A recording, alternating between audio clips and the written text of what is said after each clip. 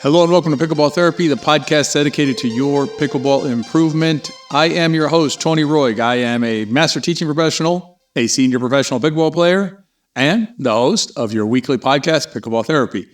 This podcast, we try and work through the mind, the mental part of pickleball, because we all know that the mental part is not just important to our pickleball, but it's a really big part of what leads us to winning and sometimes losing when we're out on the pickleball court.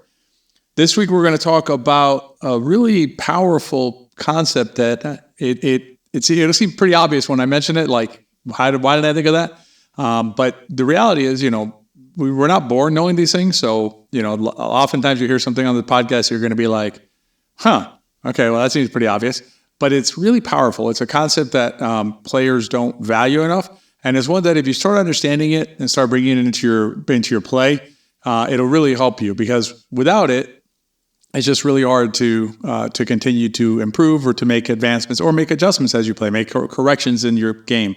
And what we're going to be talking about today is recognition. It's recognizing what's going on the pickleball court, and it has different layers to it, different ideas that we're going to be exploring in today's podcast.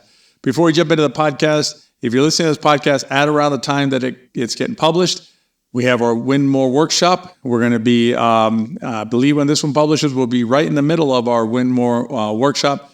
So if you haven't signed up for it yet, you still have time to join us for it. You're really going to enjoy the workshop. There's a lot of really good concepts in there that will help you play your best pickleball, a lot of specifics you're going to get. And then you'll be able to make a decision as to whether you this is the time for you to join us inside the pickleball system. Sometimes it's your time, sometimes you're ready, sometimes you're not. But if you're ready, it's a good time to join us inside the system. I'll put a link in the show notes so you can join us for the workshop. If you've already signed up, hope you're enjoying workshop number 1 and getting ready for workshop number 2. All right, let's talk about recognition and what we mean here. So when we're out there playing pickleball, what happens, and this is not a criticism, okay? If you're in this group of players, it's perfectly fine. Again, as we say during this podcast, there's absolutely no reason why we should come preloaded with these concepts, preloaded with this knowledge, preloaded with these abilities before learning about them. And if this is the first time you're hearing about it, great. I'm glad to be able to help you with this. But recognition basically it means what it sounds like: recognizing what's going on on the pickleball court as we play in this context. There's other types of recognition, like recognizing what we need to improve and things like that. That's where something like the pickleball system helps you with that, because rather than you having to figure it all out, we lay it out and put it in order for you, so okay, step 1, step 2, step 3, and that's going to get you where you want to go.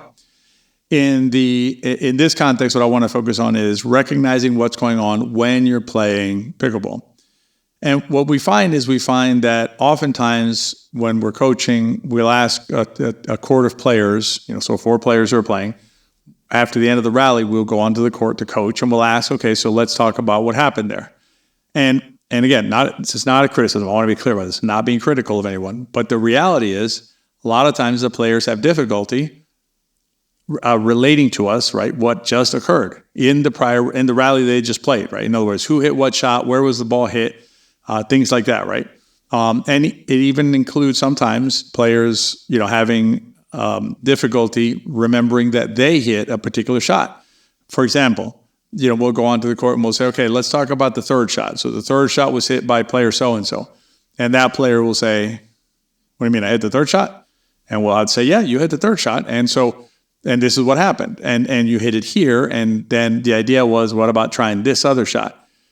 And again, this can sound fairly obvious, but if a player is unable to recognize that they were the one that hit the shot, and then much less recognize where they hit the shot, and then try and recognize where they should have hit the shot, it's very difficult to make corrections, right?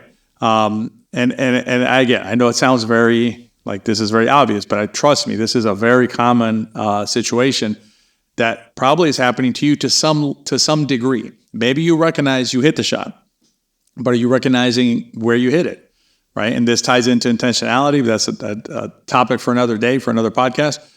But, we need to recognize we hit the shot. We need to recognize where we hit the shot. And then we need to recognize, okay, how does that compare to the shot that made the most sense, right? What was the better shot there, so that I can then make corrections in my game. Another example of recognition as you play is say you hit a volley and you miss it, okay? That's good information, right? A, you hit the volley. B, you missed it. Okay. Again, nope. It's not a judgment thing. It's just I want to solve it, right? I want to try and not miss it next time. That's the reason we want to recognize, right? It's not to beat ourselves up. I want to be clear about this. It's not recognition for the sake of recognition so that I can then, just destroy myself mentally because of the mistake I made. It's recognition so that I can make adjustments as I move forward in my play that day and in my play in general. So let's go back to the volley. I hit a volley. I miss it. Okay, good. I know I hit the volley. I know I miss it. Great. But I need more information than that. I need to know, how did I miss it? Okay. Net, wide, or long, because those are likely 3 different causes for the mistake. Okay. Trajectory or energy is how we talk about it inside the pickleball system. So it's one of those elements, one of those components, I should say, of the shot. And then I need to work backward, right? So it was a trajectory problem. I work backward. I figure out, is paddle angle? Is it my follow through? What's going on, right? Where I made contact with the ball? Energy. Okay, what happened there? What was it? Too much? Too little? Etc. So recognition is a key step along that process, right? Of diagnosing and correcting shots, diagnosing and correcting strategies, right? Because, for instance, I hit the shot to the spot that. If you hit the ball to a spot that it doesn't go into, that's a strategic error, right? Normally, unless you didn't intend to hit it there, right? If you didn't intend to hit it there and it went there, then that's a mechanical error. If you intended to hit it there and it wasn't the best place to hit it, that's a strategic error because you made a decision. But they both start with the first step along the process of correction, which is the process of recognition. During the workshop that we're in right now, the Win More series, what we're looking at recognizing the source of points that our opponents are scoring more easily than we want them to be able to score them. To the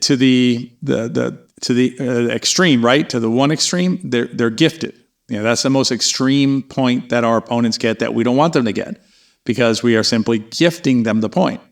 But there's shades in this, right? There's gray in here. So there's other points that aren't necessarily gifted at the outset, right? What we call a direct error. But they're the result of what we call an indirect error. There's an error that occurs in a shot that manifests itself later on, resulting in a loss of a point. And again, the key here is these are points that we can make harder for our opponents to obtain, right? Not the idea that we're trying to keep them at 0, right? That's silly. That's not our objective. But if we can make it that much harder for them to score those points, so we take as many gifted points off the table as we can, and we keep on raising that bar, right? Saying, you know what? You used to be able to score against me with this bar, lower bar. Now I'm going to raise it up a little bit, making it harder for them to score those points. That's how you start to win more games. That's the premise of the workshop, right? Win more. And it's not win more in the abstract, like, okay, I'm just going to win more in an abstract sense. No, we're going through the steps, right? And the way of thinking about pickleball that'll be more productive for you and will allow you to take process, right? To take actual concrete, actionable steps that in the end will end up with you winning more games. But part of this is recognition, right? One of the things that we're talking about during this workshop has to do with return of serve, for instance. Returns of serve. So it's missing them, and then if you're missing them, figuring out why you're missing them. And for instance, we give you a target on your trajectory. We give you an aim of 3 feet over the net. So if you miss a return of serve, and the return of serve ends up in the net, that tells us that you missed your trajectory on your shot. And then you need to figure out, okay, was that because I didn't think about it? I didn't visualize, which is another technique that we go over with you in this workshop that CJ is going to really go into in the workshop and help you out with. Did I do that for myself, or did I just hit it wherever it went and it went? But if it goes into the net, I recognize, going to the topic of today's podcast, I recognize that I recognize the nature of the error, right? The shot that was hit and the type of error that it was, trajectory going into the net. That's a really important step. And without that step, what I would submit to you, I should say, is that it is going to be, if not impossible, then practically impossible to fix it, right? To improve, to continue along a positive pathway towards improving our play during a session, right? During a specific session, diagnosing and correcting in real time, as we say, or on our overall journey, right? If we don't recognize that this is an area that we need to work on, then we're not going to work on it. A good example here on recognition in terms of big picture is making it to the non-volley zone line, right? As a returner. You're not making it there? Okay. No, got to fix that. Can't fix that. Very hard to fix everything else, right? That's why we do it step by step. It's like, we can't jump to step 8 if you haven't finished step 4 yet. And so, that's an example of an area where players oftentimes also lack recognition. They'll tell us, they'll say to us, but I am making it up to the non-volley zone line. And we're standing there literally watching them saying, no, you're not making it up there. And so that lack of recognition, again, no criticism, but that lack of recognition is an impediment, right, to continuing to, first of all, to fixing it in the moment, on the fly, right, to fixing it right there. But bigger picture, it's an impediment to big picture improvement in your play. It's a roadblock along your journey. And so this recognition component is something, or recognition concept, recognition skill, I should say. This recognition skill, it's something that you can work on, right? It's something that you can improve and you can build on. The key is start with one shot. We recommend in the workshop, start with the return of serve. It's a really good, return of serve is such a good shot to allow you to work on a ton of different skills and techniques that'll bleed over into other shots and other parts of your game. Because what you can do is you can take the return of serve and just notice how many times are you missing it. If you're missing it, how often are you missing it? If you're still making it, but you're hitting them short, how often is that happening? Start to work on recognizing those flaws in your game, because then those are the flaws that, if you can fix them, will do the most lifting to help you elevate your game, advance your play, play better, and ultimately at the end of the day, you will in fact win more games. So I hope you're enjoying the workshop. I hope you enjoyed this week's podcast, obviously, but I hope you enjoyed the workshop as well. Again, if you haven't joined it yet, you still have some time to do it if you're listening to us near the time that it becomes public. If you're listening to it later on in this, sometime later in the year or in another year, check us out. You can always go to the pickleballsystem.com and find out when the next class opens and find out what's going on in there and see if it's the right step for you.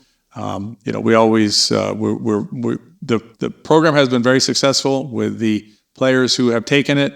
The testimonials are consistently solid, and the players who put in the work do in fact find transformational improvement in their pickleball. So I hope you'll find it at some point in your journey to join us inside the pickleball system. It's unlike anything else available out there in pickleball. I don't know about other sports. Maybe there's something out there in other sports that's like it, but I can tell you in pickleball, there's nothing out there that's even remotely close to the pickleball system.